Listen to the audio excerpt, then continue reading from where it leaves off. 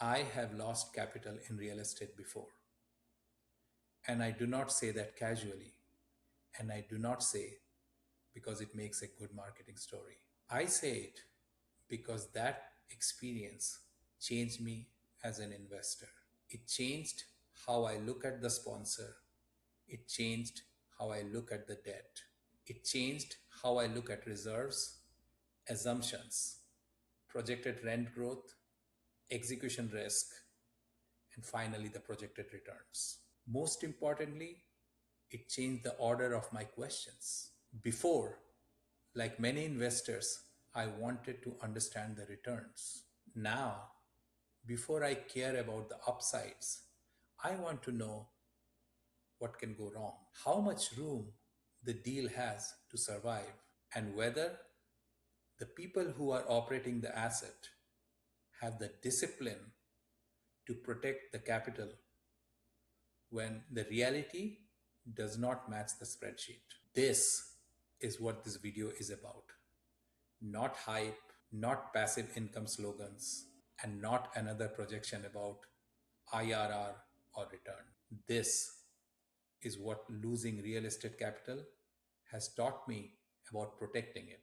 Most physicians are high income, but that does not automatically mean they feel financially secure. In fact, most physicians I speak with feel the opposite. They have strong income, but not enough leverage. They have retirement accounts, brokerage accounts, and maybe some cash reserves, but they still feel dependent on their clinical income and time that they can't recover.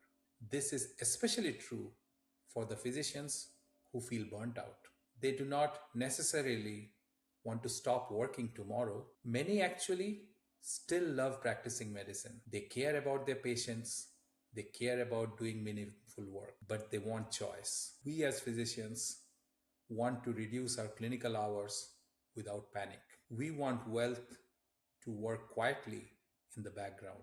Investors do not want another side hustle. They do not want to become a landlord after clinic. They do not want to spend their evenings managing contractors, collecting rents, or analyzing deals till midnight.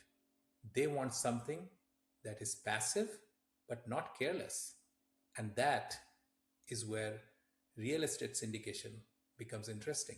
A well structured syndication can help a passive investor invest in multifamily real estate with professional management and without the burden of daily ownership.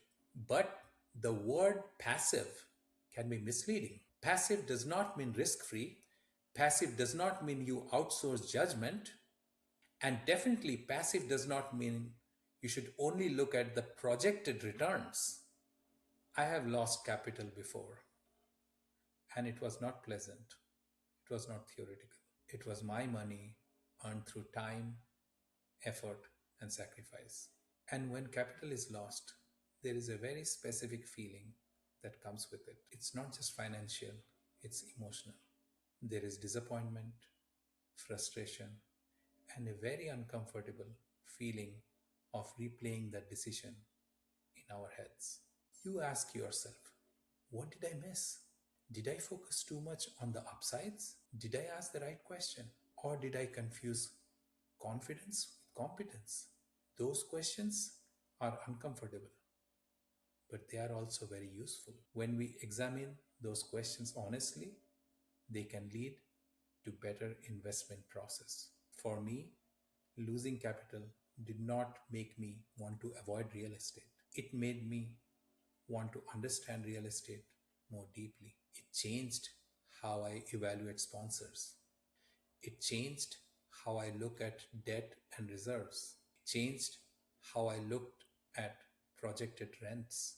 And most importantly, it changed the order of my questions. Before, like many investors, I wanted to understand the returns. Now, I want to understand what can go wrong first. Only after that do I care about the returns. And that is a very different kind of investing. It is a way of thinking very natural to us physicians. One of the biggest mistake I see in real estate syndications is that the investors are shown the upside first. Projected cash on cash, projected IRR and equity multiple, projected exit. There is nothing wrong with projections. In fact, we do need projections for our base case, but projected return is not a promise. It is the result of assumptions. The old question was, what is the IRR? The new question is, what has to go right for that IRR to happen? And that one distinction is powerful. If those assumptions are too optimistic or poorly supported, the returns would look attractive, however, the risks would be completely unacceptable. That's why at Elevate Capital, the edge is not to find the attractive deal, it is to find the right one. Capital should be deployed only after the risks are understood and appropriately accounted for.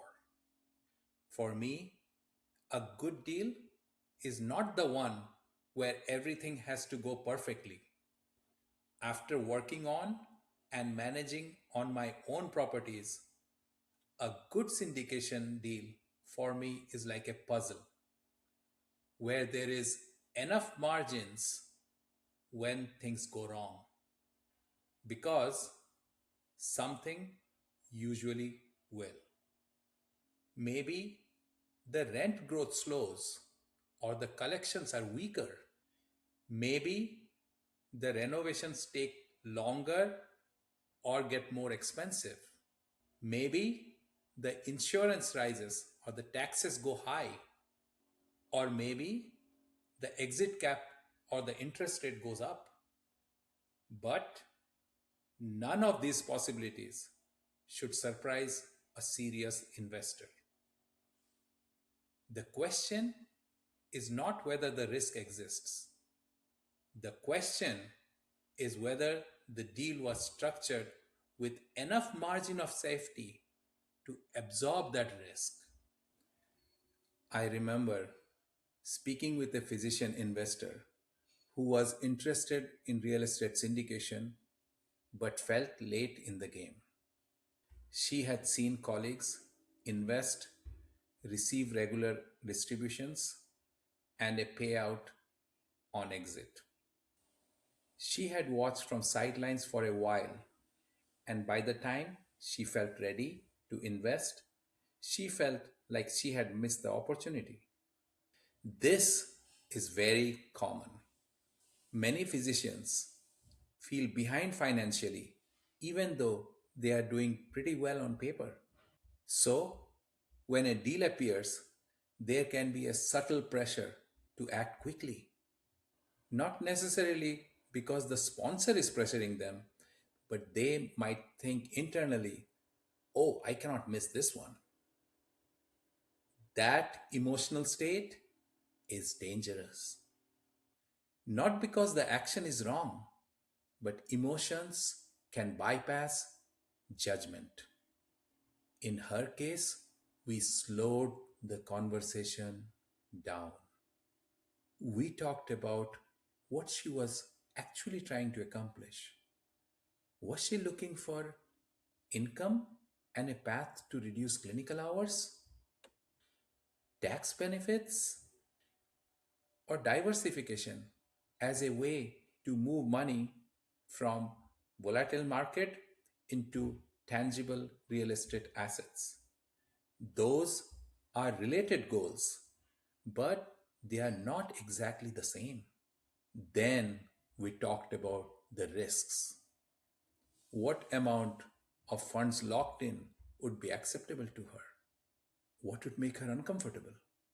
How much capital would she put into one deal without having to check the investor portal every week? That last question matters because if an investment is supposed to reduce stress, but it creates anxiety. The investor might have chosen the wrong amount, even if the deal is good. This is one reason I believe being ready to make the decision matters before investing. The goal is not to push someone into a yes. A clear no is better than an uncertain yes. And a thoughtful yes is better than a rushed one. That is part of why my approach is built around clarity, not pressure, clear insights, and deliberate decisions. Sometimes the best decision in real estate is not buying the deal. Sometimes it is walking away. I have seen deals which look good in the beginning, good location, a nice value add, the broker made it sound strong. There are other investors who are interested in that deal. But when we look closer, the deal started to feel different. Maybe the expenses were too low. Maybe the renovation budget was not realistic. Maybe the rent growth worked only when everything worked perfectly. Maybe the loan was too risky. Walking away is not a failure. Walking away is discipline. A sponsor's job is not to make every deal look good. A sponsor's job is to protect investors' capital by aggressively filtering out any deal that does not protect investor capital. And this is how I think about this business. At Elevate Capital, protecting the capital comes before chasing any upside.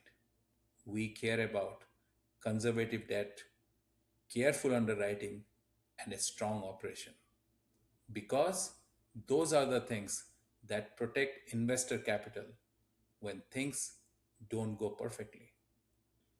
And one thing that I have learned is this: the money that you don't lose in a bad deal can be as important as the money that you make in a good deal. Sometimes even more important because capital that is protected can be used for the right opportunity later. Lost capital cannot. And that's why I needed a framework, not a complicated one, not something that makes risk disappear, because risk never disappears, but a framework that forces me to slow down before I get impressed by projected return. Today, when I look at a syndication, I try to move through five questions in order. The first is risk. What can go wrong? Not in a vague way, but in a very practical real estate way.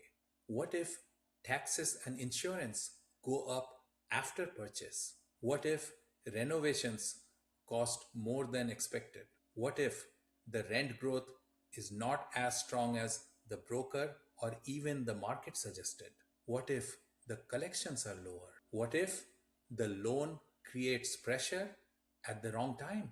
These are not negative questions, these are responsible questions. The second is resilience. Can the deal survive if some of those things happen? Because almost every deal looks good in the base case. The question is whether the deal still has room to survive when the best case scenario goes wrong. Are the reserves adequate? Is the loan conservative? Is the timeline realistic? Is the exit assumption reasonable? Or does everything has to go right for the investor's capital to be protected? The third is execution. Who is actually operating the asset? Because spreadsheets don't collect rent, spreadsheets do not manage unit turnover, walk unit, review vendor bids. control payroll, or push leasing when the traffic slows down. People do that. And in multifamily, the outcome often depends on the quality of those people, the communication rhythm, and the discipline of the operator after the deal has closed. The fourth is alignment. How does the sponsor get paid? I want to understand whether the sponsor is merely getting paid for the transaction, or the sponsor is meaningfully aligned with the investor outcomes. Are they investing along with the investors? Is the sponsor actually managing the asset and doing all this hard work and diligence consistently after the deal has been closed and the property has been purchased? Are the fees of the sponsor clear? Does the sponsor do well only after his investors had the opportunity to do well? And only then I think about the return. Not because returns are not important, return matter. That is why we invest. But returns comes fifth. Because if risk is poorly understood, if the deal is fragile, if the execution is weak, or if the alignment is unclear, then the projected return is just a number on a page. That is the order that I use now. What is the risk? Resilience, execution, alignment, and finally return. And at Elevate Capital, that order matters because the goal is not to make every investment look good. The goal is to filter aggressively, reject fragile assumptions, and pursue the deal only after the downside has been studied before the upside is presented. There is a simple way to think about this.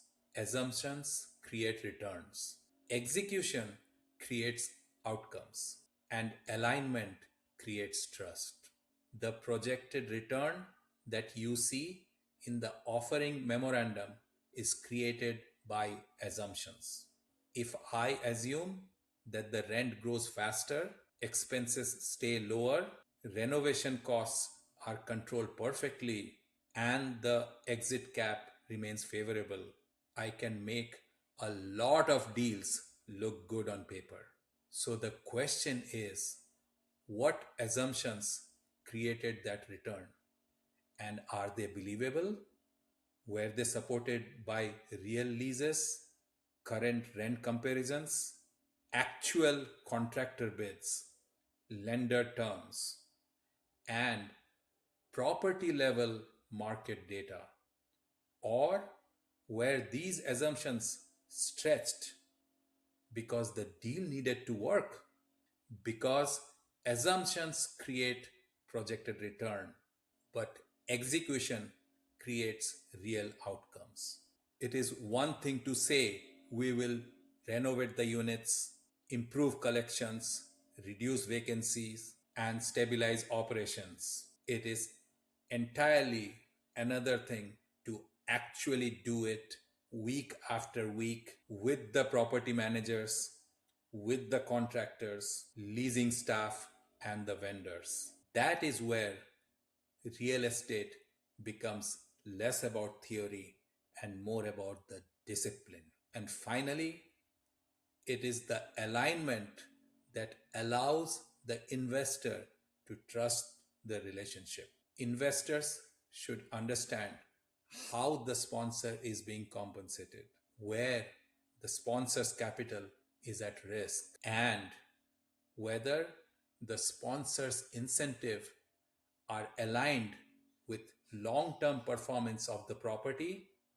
or they are aligned with just getting the deal closed. This is why I never want an investor to feel rushed. If the deal is not clear, if the investment amount creates stress, if the timing is wrong, or If the investor does not yet understand the risk, then a no might be the right answer, and that is okay. The point is not to invest because a deal is available. The point is to invest when the decision is grounded, the risk is understood, and the investor can move forward without any confusion or pressure. That is why before any deal conversation, I believe there should be a clarity conversation. If this resonates with you, the next step is not to rush into a deal. The next step is to get clear. Clear on what you are trying to accomplish. Clear on how much investment locked in can you tolerate. Clear on how to evaluate a sponsor, a market, and a set of assumptions. Clear on when to say yes, and as importantly, when to say no. That is why I offer an investment clarity session. It is not a promise that any specific investment is right for you, and it is not about forcing your investment into that deal. It is a conversation about your goals, your risk tolerance, your current investment experience, and whether passive multifamily investing through Elevate Capital might be a good fit for you. A clear no is perfectly acceptable. A thoughtful yes is only valuable when it is grounded in understanding. If you are a physician or a high income professional who wants your capital to work with more discipline, more transparency, and less noise, you can book a time with me now. We will start with clarity because better investing begins before the wire.